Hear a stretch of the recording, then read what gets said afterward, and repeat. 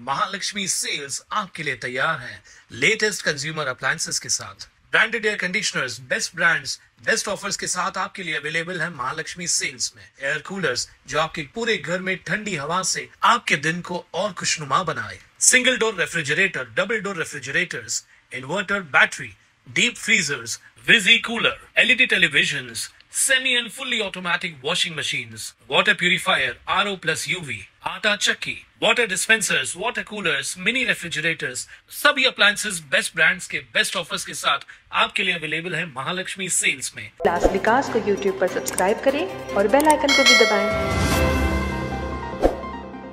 डोंबिवली में एक बेहद चौंकाने वाली और परेशान करने वाली घटना घटी है। नवरात्रि के दौरान भंडारे में खाना खाने गया एक 13 साल का बच्चा नाले का ढक्कन खुला होने के कारण नाले में गिर गया।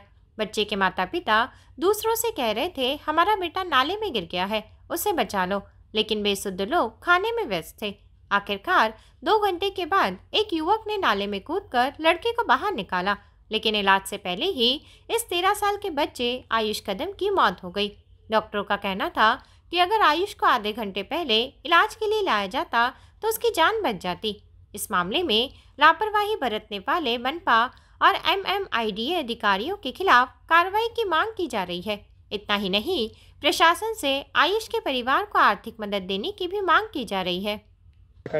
आयुष एकनाथ कदम याचा दुर्दैवी काल या नाल्यामध्ये पडून मृत्यू झालेला आहे। आम्ही आज सर्वपक्षीय आयुषच्या परिवाराला भेटण्यासाठी इथे आलेलो आहे आणि ज्या मुलांनी आयुषला स्वतःच्या जीवाची पर्वा न करता ज्या मुलांनी काढलं त्या मुलांना देखील आम्ही भेटण्यासाठी इथे आलो आहे। एवढी मोठी दुर्दैवी घटना इथे घडलेली आहे।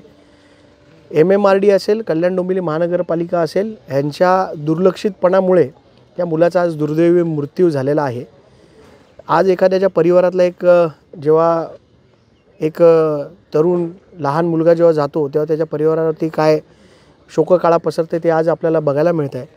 कल्याण डोंबिवली महानगरपालिका असेल, MMRD असेल, कोणी या कामाची जबाबदारी घ्यायला तयार नाही।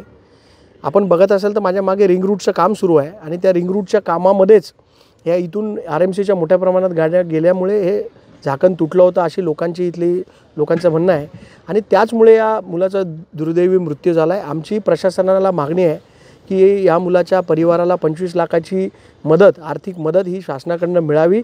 महापालिका असेल, MMRD असेल, कोणीही द्यावी, पण या परिवाराला आज मदतीची गरज आहे।